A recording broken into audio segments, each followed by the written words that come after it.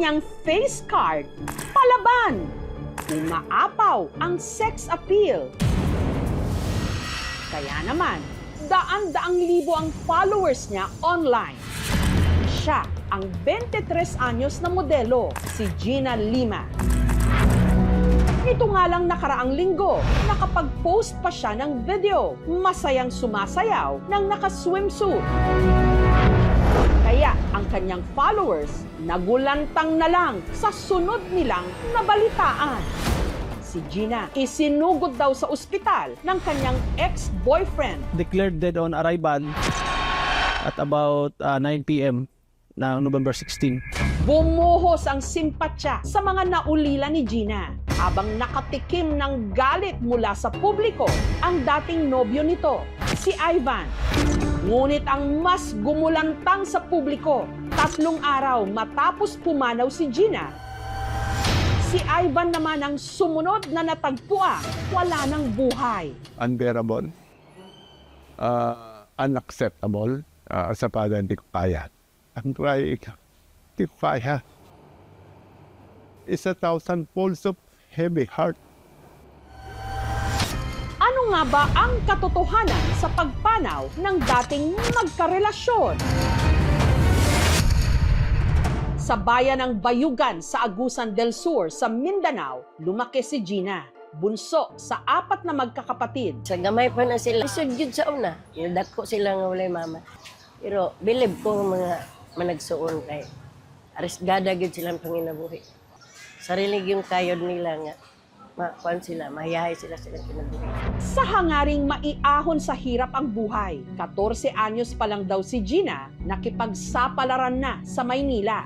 Dahil sa taglay niyang ganda at pangmodelong hubog ng katawan, sinubukan niyang pumasok sa showbiz, umarte sa pelikula, naging freelance model at product endorser din. Nagawa mo dito? Pero hindi naman daw nag-iisa si Gina sa Maynila.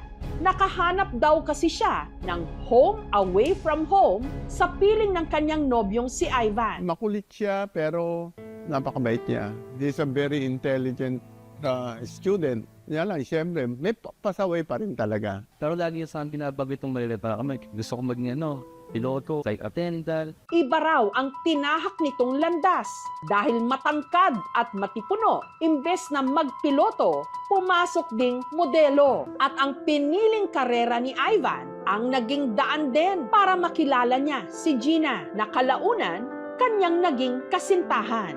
Lagi niya naman sinasabi sa akin is, ano naman niya si Ate Gina. Pero makalipas ang halos 4 na taon, ang pagsasama ni Gina at Ivan nauwi sa hiwalayan.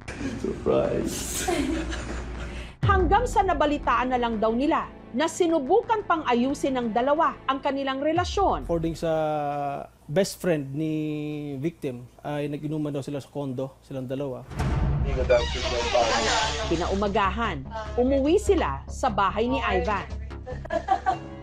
Sa CCTV footage na ito, makikitang sinita pa ni Gina si Ivan nang hindi nito binati ang kanyang tatay Cesar. Dapat umalis na siya ngayon. Sulitin mo na. Alam mo na wala na ako ng tatay. Pero nung gabing yon, nabulabog na lang daw sila nung si Ivan naging aligaga. Nang pumatok saan si Ivan, wala akong narinig ng gulo o ano. Saka nung makita ko naman si Gina, andun lang siya sa tabi ni Ivan sa pwesto niya. Pero ang ikinabahala ni Cesar, ang estado ng mga sandaling yon ni Gina. Stiff na talaga siya. Para bang ramdam mo yung isang taong grasping for air. Unat na yung paa, distorted yung kamay. Isinugod si Gina sa ospital kung saan idineklara na itong dead on arrival. Ang balita sa biglaang pagpanaw ni Gina agad nakarating sa kanyang mga kaibigan. Kaya sumugod din sila sa ospital. Dahil di umano sa mga nakitang pasa sa hita ni Gina, tinutuban sila na baka raw binugbog ito ng dating nobyo na dahilan ng pagkamatay nito. Kasi nandun si Ivan sa loob ng kotse. Tapos dumating yung 2 lalaki. Wala.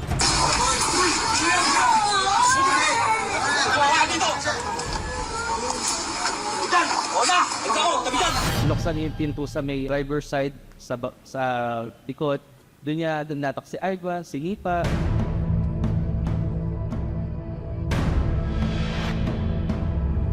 Ang hirap na kasi kuya kayo. Umatwas na kami ni Butchoy, frustration din.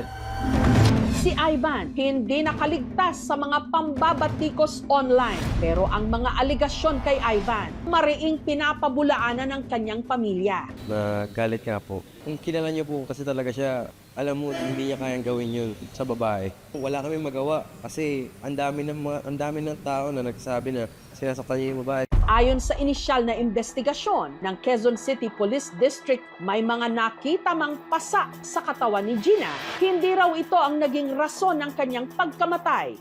Ang ikinasawi raw nito, heart congestion at congested and edematous lungs. Nanikip ang kanyang dibdib hanggang sa binawian siya ng buhay. Sa initial investigation regarding dun sa physical assault, so wala tayong nakita doon na may commotion sa kwarto at saka yung everything organized kasi. Gayunman, hindi na nagawang linisin ni Ivan ang kanyang pangalan. Ilang oras lang kasi bago inilabas ang resulta ng investigasyon, natagpuan siyang wala ng buhay sa kanilang bahay. Niyakap ko siya, hinawakan ko yung buhok niya, hinahalikan ko siya. First time that I've done that, well, I'm crying. Bakit ngayon ko lang ginawa? Dapat nung buhay siya, ginawa ko yun. Pero, late, hindi na niya naramdaman ginawa ko Pending pa rin po sa toxicology result. Undetermined pa rin yung cause of death hanggang lumabas yung toxicology ng forensic unit. It's 1,000 pulse of heavy heart. Hindi ko kaya Bakit ganun niya kadaling tinapos yung buhay niya? Nasagot ko na lang bilang Luciano, ganda sa plano niyo Sinubukan naming makipag-ugnayan sa kaibigan ni Gina na sumugod at nanggulpi raw kay Ivan at nagpakalat din ng impormasyon na binugbog daw ni Ivan si Gina, subalit wala itong tugon.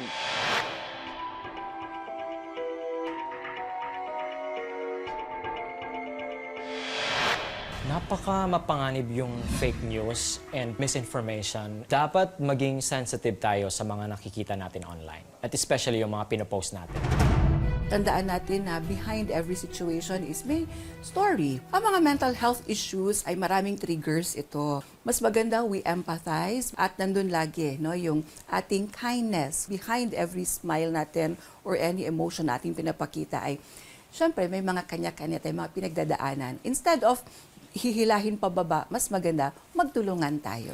Sa huli, 2 buhay ang nawala, 2 pamilya ang ngayoy nagluluksa.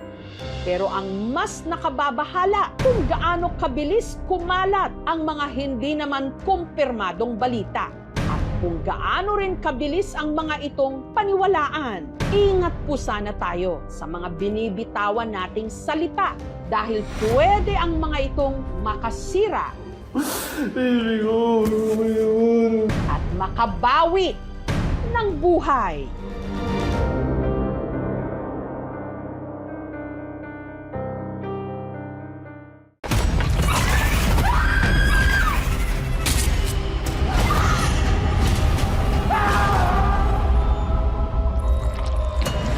Alangga ko ikaw, Apo.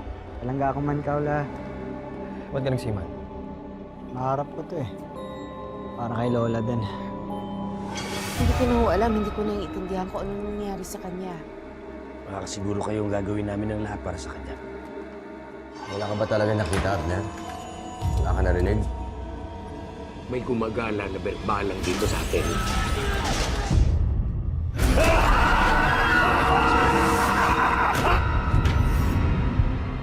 Ang mga nangangambang puso't isip, ginagamit yan ng demonyo para kumapit sa kaluluwa ng tao.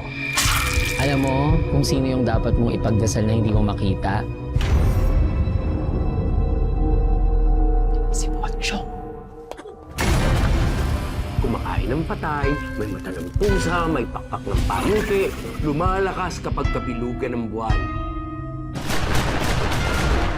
Iingat ka sa mga susunod mo sasabihin. You know about the Pochong? Please refrain from talking about Pochong. Do not attract its attention. Father Rex, yan po bang pinakamatinding sanib na naharap ninyo? Hindi ako titigil hanggang hindi ako nakapalingin. Hindi tayo papatay. Kakampi natin ang Diyos. Huwag naman makita sa akin! Ha? Masusunod ang kaluluwa mo, Silvia mo! Mapatawad ang Diyos sa lahat ng lumalapit sa kanya!